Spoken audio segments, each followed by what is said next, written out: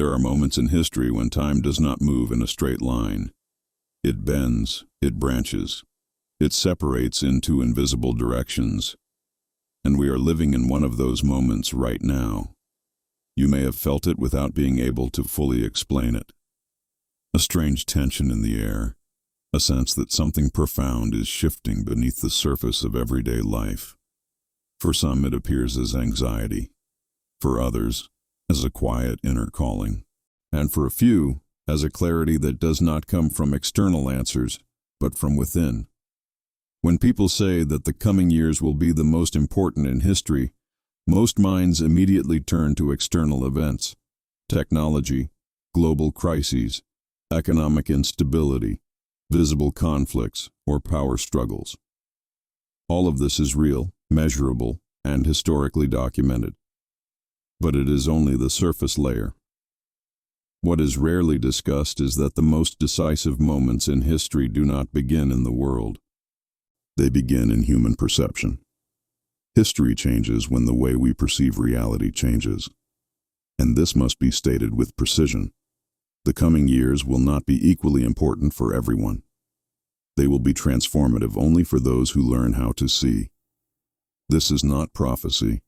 It is not mystical prediction. It is perception, neuroscience, human behavior, and consciousness. Throughout this journey, a clear distinction will always be made between what is scientifically observable, what is historically verifiable, and what belongs to symbolic or modern spiritual interpretation. Before moving forward, take a conscious moment to subscribe to this channel. Not as a mechanical action, but as a symbolic one. When you subscribe, you affirm an inner readiness to move beyond surface-level explanations and explore deeper layers of understanding. This simple act also helps this message reach others who are ready, expanding a more lucid collective field of awareness. What you are about to hear is not designed to comfort existing beliefs. It is designed to train perception, because whether we like it or not, the world each person experiences is shaped by how they perceive, interpret, and respond to reality. Two individuals can live through the same historical period, receive the same information, and face the same external circumstances, yet inhabit entirely different worlds. One experiences constant threat, the other continuous learning. One feels collapse, the other transition. This is not a spiritual opinion. It is psychological, neuroscientific, and behavioral observation. Later on, we will explore how the brain constructs reality through attention, how narratives shape decisions, and how fear narrows perception. We will also speak about power, not in a conspiratorial sense, but in its most subtle and effective form, the power to guide collective attention. But before going deeper, one truth must be established. The world is not becoming more unstable. The human mind is being invited to exit automatic mode, and every time this happens in history, a silent division appears. Not between right and wrong or good and bad, but between those who continue reacting and those who learn to observe. If you are here now, it is not by accident. Something in you has already sensed that living on autopilot is no longer enough. And it is to that conscious part of you that this message is addressed. Breathe. Listen with presence. And allow your perception to become clearer, step by step. There is a question that is rarely asked when people speak about the future, transformation, or historical change. And yet, it is the most decisive one of all. From where are you perceiving reality? Not where you were born, not your social position, not your level of education, but your predominant inner state. Most people believe they are living in the present, when in fact they are reacting to the past. Old emotions, undigested memories, inherited narratives, and collective conditioning continue to operate as invisible lenses through which everything is interpreted. This is not a moral failure. It is a natural function of the human brain. From a scientific perspective, we know that the brain does not perceive reality directly. It constructs an internal representation based on previous experiences, expectations, and emotional patterns. In other words, what you call reality is largely a highly personalized internal simulation. This is why two people can receive the same information, live through the same historical event, or face the same crisis, and yet experience completely different internal worlds. One enters fear and tension. The other enters observation, questioning, and adaptation. Externally, nothing changes. Internally, everything changes. This leads to a crucial understanding.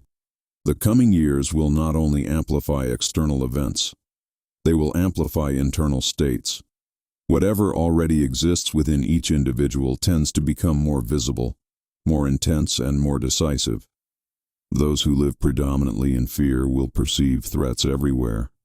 Those who live in presence will perceive patterns, signals, and possibilities. This is not positive thinking. It is perceptual coherence. Fear narrows attention. Presence expands it. Neuroscience shows that chronic emotional states alter how the brain filters information. When fear dominates, the nervous system prioritizes survival, urgency, and reaction. When presence and emotional regulation are active, the brain accesses regions related to creativity, learning, and long-term vision. In other words, how you feel determines how you see, and how you see determines the decisions you make. Later, we will explore how this process can be trained consciously.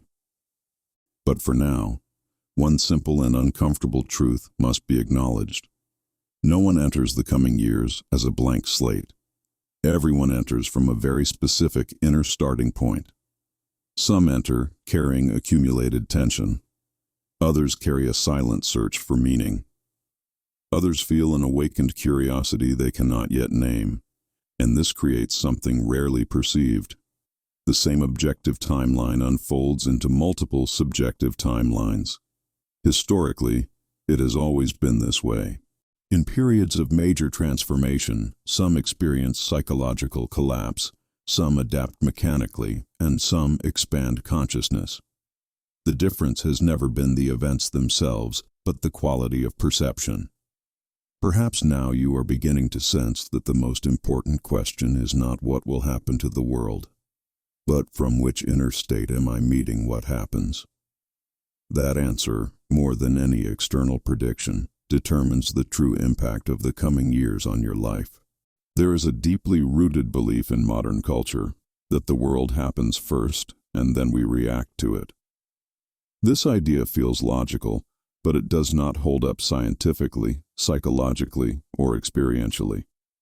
In practice, the opposite occurs. The human brain is not a camera that records reality as it is. It is a predictive system. Before you consciously perceive something, your brain has already made assumptions, formed expectations, and activated emotional responses based on past experience. This is well established in contemporary neuroscience. In other words, you do not react to the world. You react to the interpretation your nervous system generates about the world. This is where many modern spiritual narratives oversimplify reality by saying, thoughts create reality. It is not isolated thoughts that create the world, but the continuous perceptual state from which thoughts, emotions, and decisions arise. That state is shaped by attention, repetition, and identity. When attention is repeatedly directed toward certain types of information, the brain marks them as relevant. What is considered relevant becomes prioritized. What is prioritized shapes choices, and repeated choices shape life trajectories.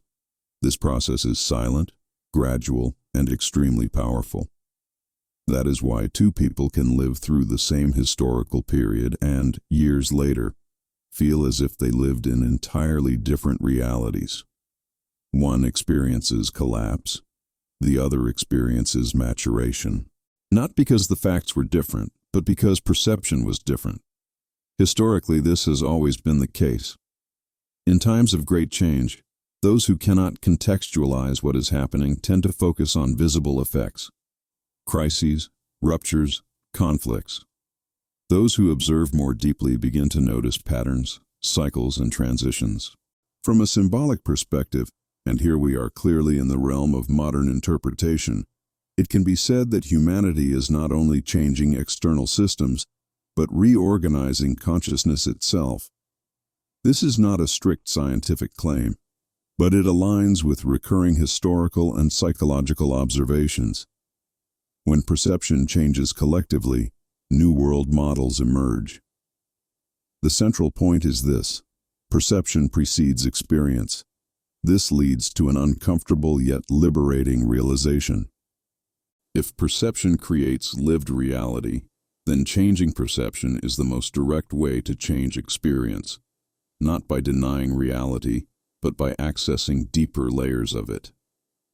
Later, we will explore how to train this perception in a grounded, practical way, without naivete or escapism.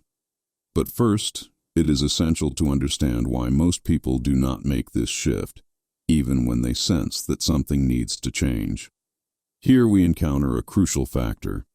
Exiting autopilot requires psychic energy. It requires presence. It requires inner responsibility. And this is not something contemporary culture encourages. Most modern stimuli are designed to capture attention, provoke reactivity, and keep the mind occupied. Not out of abstract malice, but because attention is a valuable resource.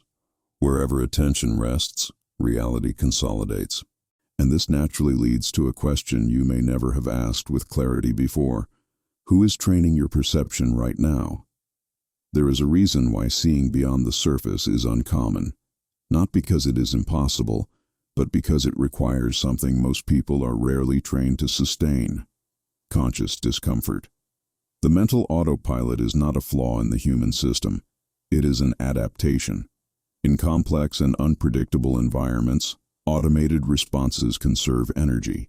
The problem arises when this automatic mode becomes the permanent state of operation. When that happens, a person no longer lives reality. They live inherited interpretations of reality. Many of these interpretations were formed early in life, at times when emotional maturity and cognitive autonomy were not yet developed. Over time, these narratives solidify as truths, even when they no longer align with direct experience. Psychologically, this manifests as perceptual rigidity. The individual does not see what is happening. They see what they expect to happen. Neurologically, repeated circuits are reinforced, and the brain begins to prefer the familiar over the accurate. This explains why new information, even when neutral or constructive, can provoke immediate resistance. It is not the content that threatens. It is the possibility of inner reorganization. There is a quiet comfort in continuing to see the world the same way, even when that way produces suffering. Because changing perception implies responsibility. It requires acknowledging that many automatic reactions are not inevitable, only trained. It is important to be clear and honest here. Not all resistance is ignorance. Often, it is self-protection. Questioning deep narratives can destabilize identities and create a temporary sense of not knowing who one is anymore. But it is precisely in that space that consciousness begins to expand. Historically, individuals who undergo profound inner transformations describe a period of perceptual instability. Nothing feels entirely certain, yet nothing can be seen as before. This state is not a failure. It is a transition. The issue is that contemporary culture offers little support for such transitions. Instead of encouraging observation in silence, it rewards rapid opinions, immediate reactions, and rigid identities. This keeps perception fixed, predictable, and easily directed. Later, we will explore structures of power related to attention and narrative. But first, one simple truth must be understood. Those who do not consciously choose how they perceive will perceive through conditioning. And conditioning does not require external imposition. It sustains itself through repetition, habit, and emotional identification. The good news is that perception is not destiny. It is a skill. And like any skill, it can be trained. But this requires a fundamental shift, moving from the impulse to react into the space of observation. This may seem subtle, but it profoundly alters how reality is experienced. You may have already lived moments when, in an intense situation, you did not react immediately. In those moments, something changes. Time seems to slow down. Options expand. Clarity increases. This is not abstract spirituality. It is nervous system regulation combined with conscious presence, and this state will become increasingly decisive in the coming years, not because the world will demand more answers, but because it will demand more discernment. Training perception is not about seeing extraordinary things. It is about seeing with less distortion. There is a common misconception in modern spiritual discourse. The belief that expanding consciousness means escaping reality, denying difficulties, or remaining in elevated states at all times. This is neither sustainable nor accurate. Training perception begins in a much simpler and more demanding way. It begins with the willingness to not react immediately. From a neurological standpoint, this small interval between stimulus and response is decisive. When automatic reaction is interrupted, even briefly, other areas of the brain become active, regions associated with self-regulation, empathy, contextual analysis, and long-term vision. Spiritually, this same interval can be described as presence, not as an abstraction, but as a quality of attention that observes before identifying. Training perception, then, is learning to sustain this space. It means not immediately believing everything that arises in the mind, but also not automatically rejecting it. It means observing information as possible narratives, not absolute truths. It means perceiving emotions as signals, not commands. When someone practices this consistently, something interesting happens. The external world begins to feel less chaotic. Not because it has changed, but because the mind has stopped amplifying unnecessary noise. Later, we will explore power structures based on attention and repetition. But first, it is essential to understand that the primary training ground is everyday life, how you consume information, interpret events, and speak to yourself internally. This leads us to a delicate yet fundamental point. Internal language shapes perception. Contemporary psychology recognizes that repeated thoughts and affirmations create stable neural patterns. This is scientifically observable. What remains in the realm of modern symbolic interpretation is the idea that these patterns also organize emotional and behavioral fields over time. It is at this intersection of science and spirituality that conscious affirmations emerge, not as magical phrases, but as tools for perceptual focus. This is an invitation to practice, not to adopt a belief. The affirmations you record, in the comments or in your personal journal, are more than words. They are vibrational codes. When you write, read, and repeat them consciously, you create an attention circuit that reprograms mental patterns and anchors a new perceptual direction in your emotional field. Scientifically, this involves neural repetition. Symbolically, it represents vibrational coherence.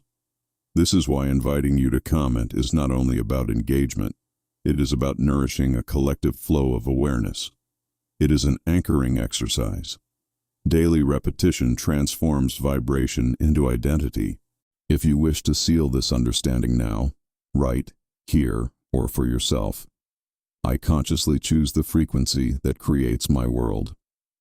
Repeat this phrase in the coming days, aloud or silently. Allow it to become the background rhythm of your perceptual field. Each repetition reinforces an inner direction. Gradually, whatever does not resonate with it begins to lose strength, naturally, without force. This is not fantasy-based spirituality. It is the gradual alignment of attention, emotion, and action.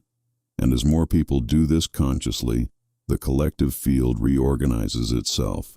not through control, but through resonance. If this message resonates with you, like the video and leave a comment, not as a mechanical action, but as an act of presence. These interactions help this content reach others who are ready for this reflection, expanding a more lucid and less reactive collective field. When people speak about power, they usually imagine something external: governments, institutions, corporations, money, armies, or technologies. These elements exist, are historically verifiable, and exert real influence. But they never operate alone. There is a subtler, deeper, and more effective layer of power that runs through all of human history: the power to direct attention.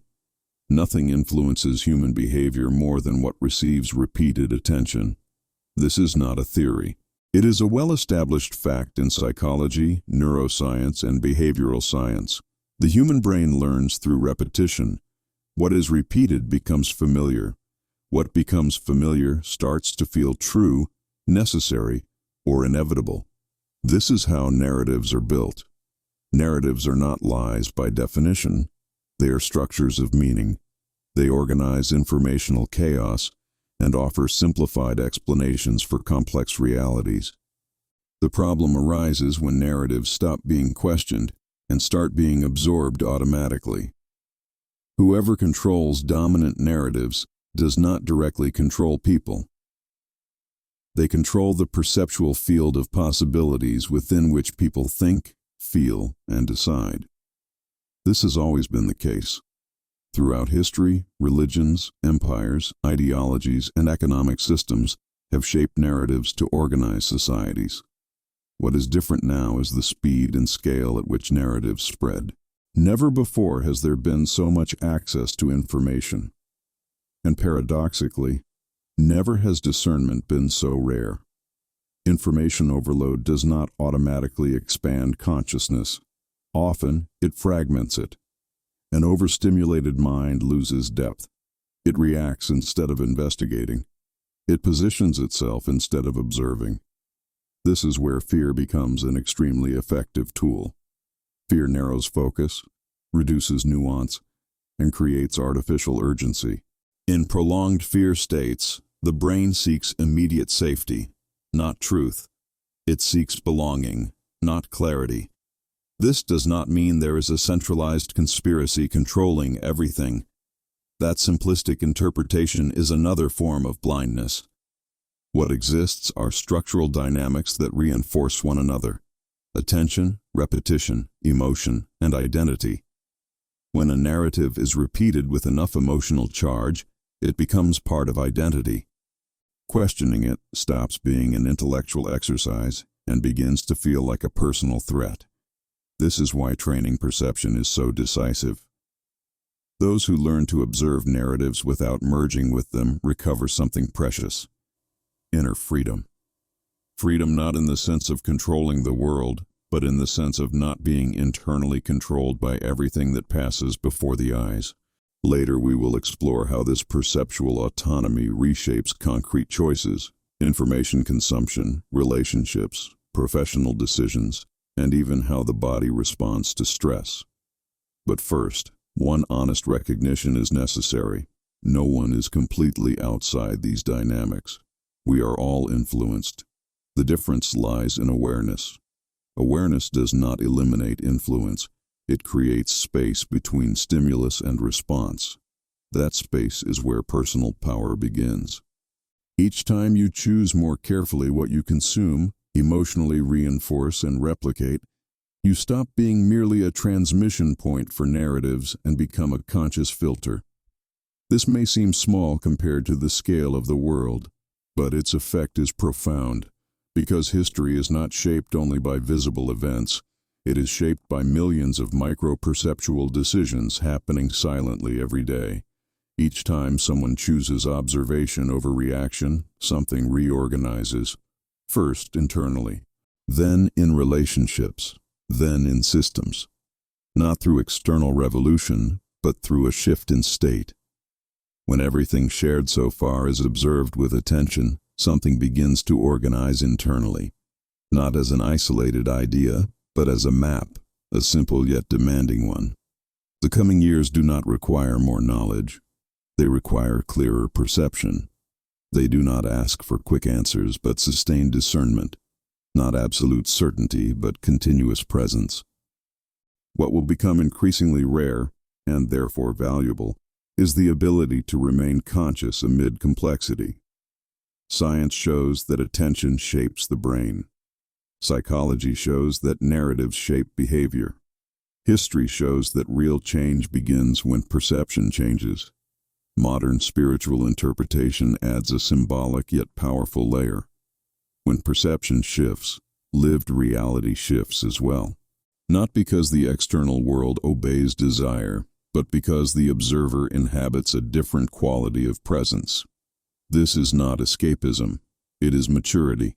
You may not control the systems of the world, but you do control what you consume, what you emotionally reinforce, what you replicate, and what you choose not to feed. These choices may seem small, but they are structural. They define the kind of mind you cultivate, the kind of relationships you sustain, and the kind of future that becomes possible in your direct experience.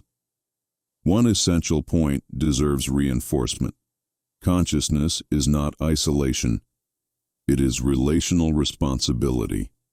Each lucid mind reduces noise in the collective field. Each person who chooses observation over reaction subtly transforms the environment around them. This is how history moves at depth. If this message resonated with you, share it. Help expand this field of awareness, because each awakened person illuminates hundreds of others. Leave your comment, your vibration, your testimony, not merely for engagement, but because your energy is part of this collective construction. When you like, comment, or share consciously, you help this message reach others who are ready for this level of reflection. And remember, the highest timeline is not a place in the future. It is a state of being, available here and now. May you walk in peace, in clarity, and in love, until the next awakening.